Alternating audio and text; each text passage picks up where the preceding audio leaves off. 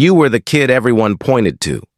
The one who didn't just answer the question. You finished the whole page while the others were still reading. They called you brilliant, talented, gifted, and you believed them.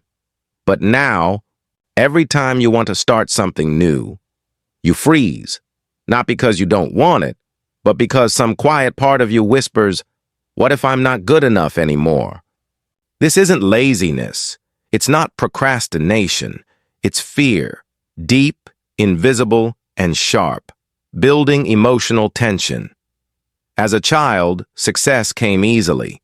People praised you for how effortlessly you performed. So you learned something dangerous. Effort means weakness.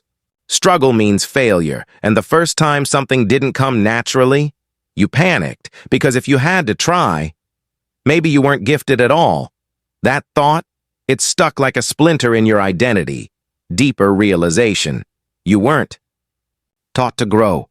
You were taught to impress. You weren't encouraged to fail, only to shine. So now, the stakes feel unbearable. Every new idea feels like a risk. Every goal feels like a trap, and you sit there, full of dreams, unable to move. Section ending, a haunting truth. You were the gifted child, but no one warned you that being gifted can turn into a cage, and Now you're left wondering, can you break free, or will the fear of falling keep you from ever trying at all? At first, it felt like magic. You didn't even have to try, and people were amazed. You got used to the compliments, the wide eyes, the words, "You're ahead of your age, you're a genius, you'll go far," but no one told you that each of those compliments was quietly building a cage. The birth of the mask.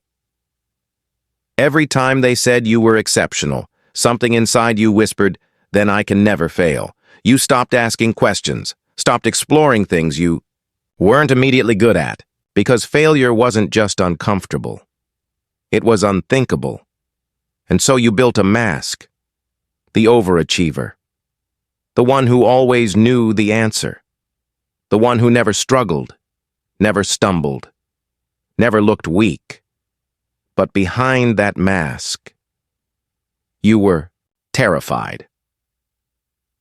The silent trap. No one saw how heavy the praise became. No one noticed that the child they called gifted was slowly becoming scared of their own potential. You didn't chase passion. You chased safety. You stopped learning and started performing, because when your identity is built on being the smart one, what happens when you don't know? The cost of never trying. You look back now and wonder, how many things didn't you start just because you couldn't guarantee you'd be perfect? That fear didn't come out of nowhere. It was trained into you, softly, subtly, with every gold star, section ending, quiet suspense. But what if the real danger was never in failing, but in believing you never could? This is where most people give up. Not because they're incapable, but because no one ever taught them how to fall. You were taught to win, to be the best, to keep the mask polished, the answers ready, the smile convincing, but not once were. You told this. Real growth begins when everything falls apart, facing the inner collapse. You see, perfection is a fragile god. It rewards you until the first crack appears. And then it punishes you with silence, shame, and self-doubt. So, you learn to stop before you start, to quit before you try, because failing felt like dying. But what if falling is the very thing you need? The truth of those who rise. The most powerful people you admire? They didn't get there by being gifted. They got there by being willing to look foolish, willing to be wrong, willing to keep going even when it hurt. They understood something you were never told. Trying is braver than winning, rebuilding from the ruins. So here you are, standing in your own wreckage. And maybe for the first time, you're not trying to impress anyone. That's where it begins. Because when you're no longer afraid to fall, you finally learn how to stand on your own. Section ending. A turning point. You were forged in fear. But now, you're ready to rise in truth. The question is no longer, what if I fail? It's this: what if I never give myself the chance? Here's what no one told you. Your gift was never your intelligence.